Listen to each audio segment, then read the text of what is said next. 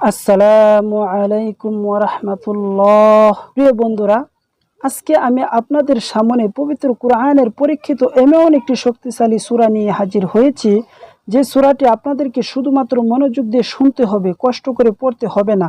কেননা এই সূরাটি শুধুমাত্র শোনার দ্বারাই আপনার মনের সকল নেক আশা আকাঙ্ক্ষা এবং হাজতগুলো গায়েব থেকে পূরণ হয়ে যাবে। অভাব অনটন থাকলে গায়েবী খাজানা থেকে অলৌকিকভাবে রিজিকের ব্যবস্থা হয়ে যাবে। অসুস্থতা, পেরেশানি, দুঃখ, কষ্ট যাই থাকুক না কেন, এই পাওয়ারফুল সূরাটি শোনার উসিলায় তা দূর হয়ে যাবে ইনশাআল্লাহ। প্রিয় বন্ধুরা, আশা পূরণের এই সূরাটি শুধু একবার শুনেই দেখুন, নিজের চোখে বিশ্বাস করতে পারবেন না। চতুর্দিক থেকে আপনার জন্য সুসংবাদ আসতে থাকবে। সকল আটকে থাকা কাজগুলো সঠিকভাবে সম্পন্ন হবে। আপনার সংসারে অশান্তির মেঘ দূর হয়ে রহমতের সুঘ্রাণ পেতে থাকবে। আপনার যত বড় বিপদেই থাকুক না কেন, এই সূরার উসিলায় সকল বিপদ থেকে মুক্তি পাবেন। সব বালা মুসিবত দূর হয়ে যাবে এবং আপনার যত বড় অসুস্থতায় থাকুক না কেন, তা থেকে শেফা পাবেন ইনশাআল্লাহ। আপনাকে শুধু মহান আল্লাহর কোরআনের উপর বিশ্বাস রাখতে হবে। মনে রাখতে হবে যে এই একমাত্র আল্লাহর কোরআনই পারে আমাদের সকল সমস্যার সমাধান দিতে। এজন্য পবিত্র কোরআনের এই সূরাটিকে মনোযোগ দিয়ে প্রথম থেকে শেষ পর্যন্ত শুনতে থাকুন। এটি শুনতে শুনতে আপনার জীবনের মুসিবতগুলো কেটে যেতে থাকবে, পেরেশানিগুলো দূর হয়ে যাবে। আল্লাহর রহমতে আপনার দোয়াগুলো কবুল হতে থাকবে ইনশাআল্লাহ। তবে শর্ত হচ্ছে, সূরাটি একবার শোনা শুরু করলে আপনাকে শেষ পর্যন্ত শুনতেই হবে।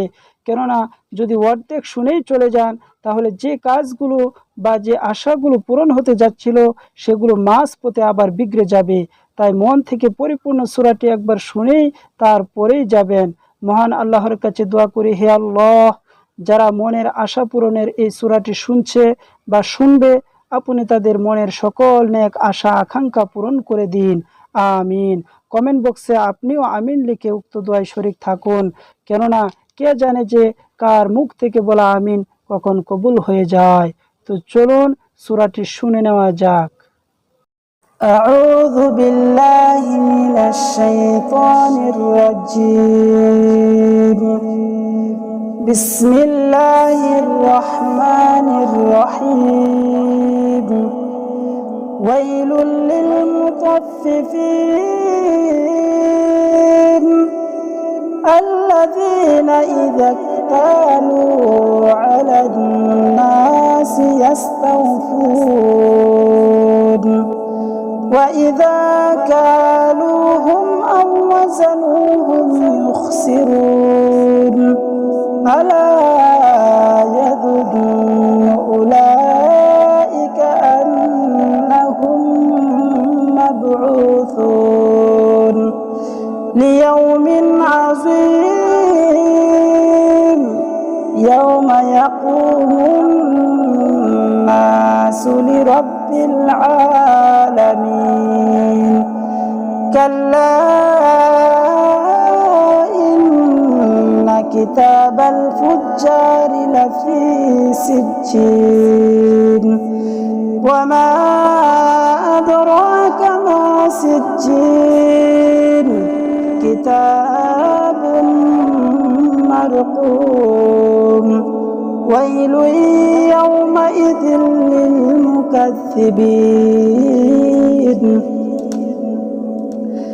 الذين يكذبون بيوم الدين وما يكذب به إلا كل معتد أثيم إذا تتلى عليه آياتنا قال أساطير الأولين كلا بل ران على قلوبهم ما كانوا يكسبون كلا إنهم عن ربهم يومئذ لمحجوبون ثم إنهم لصال الجحيم ثم يقال هذا الذي كنتم به تكذبون كلا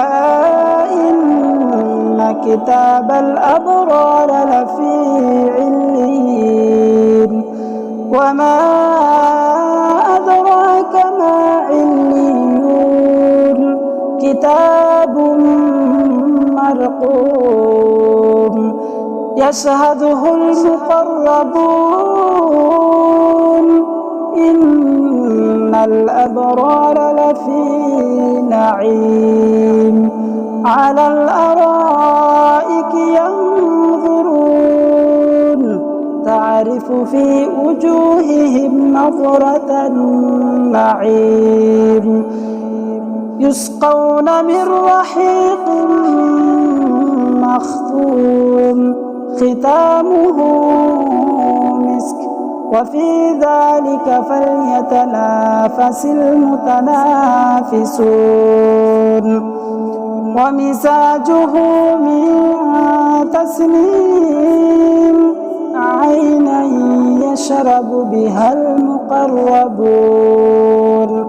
إن الذين أجرموا كانوا من الذين آمنوا يضحكون وإذا مروا بهم يتغامزون وإذا انقلبوا إلى أهلهم انقلبوا فكهين وإذا رأوهم قالوا إن هؤلاء لضالون وما أرسلوا عليهم حافظين فاليوم الذين آمنوا من الكفار يضحكون على الأرائك ينظرون هل ثوب الكفار ما كانوا يفعلون صدق الله